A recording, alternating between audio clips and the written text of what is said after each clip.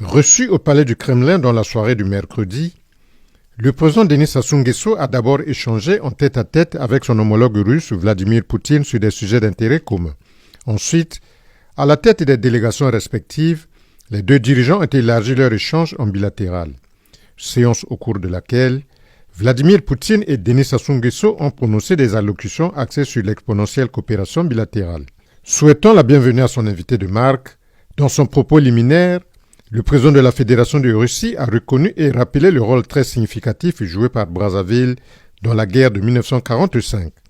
Brazzaville érigée à l'époque en quartier général de Charles de Gaulle. S'appuyant sur l'excellence des relations d'amitié et de coopération qui lient les peuples russes et congolais, le président Vladimir Poutine a souligné les efforts du président Denis Sassou Nguesso dans le raffermissement de cette coopération.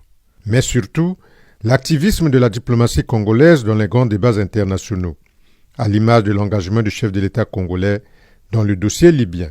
Dans le contexte de la célébration des événements solennels à l'occasion de la grande victoire, nous savons qu'en 1940-1943, dans votre capitale actuelle, à Brazzaville, le mouvement anti-hitlérien, la France libre, c'était le président futur de la France, M. Charles de Gaulle, qui a fondé ce mouvement et le quartier général s'est trouvé à Brazzaville et nous savons que les Congolais avaient soutenu activement ces activités. Votre participation aux événements consacrés à la grande victoire fait preuve du bon caractère de nos relations basées sur l'amitié et le respect mutuel. L'année dernière, nous avons célébré le 60e anniversaire de l'établissement de relations diplomatiques entre nos deux pays. Nous apprécions, Monsieur le Président, le fait que vous accordez une attention particulière au développement de nos relations. Vous avez visité notre pays plusieurs fois pendant l'Union soviétique et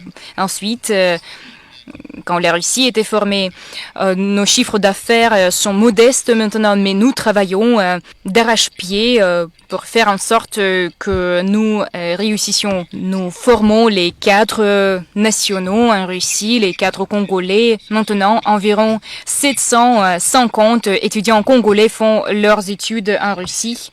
250 bourses étatiques sont accordées chaque année. Nous sommes prêts à faire augmenter ce quota. Nous voyons la volonté du Congo de prendre les décisions sur des sujets pertinents de l'agenda international. Nous apprécions vos activités au sein de l'ONU. Je voudrais souligner que l'une des priorités systémiques de la politique étrangère de la Russie est le renforcement des liens avec le continent africain. À l'issue du sommet Russie-Afrique, on a adopté un nombre de documents conjoints, y compris la déclaration élargie et le plan d'action d'ici 2026. Nous travaillons afin de les mettre en œuvre. Et aujourd'hui, vous aurez l'opportunité de discuter de tous ces sujets, y compris de parler des sujets de l'agenda bilatéral.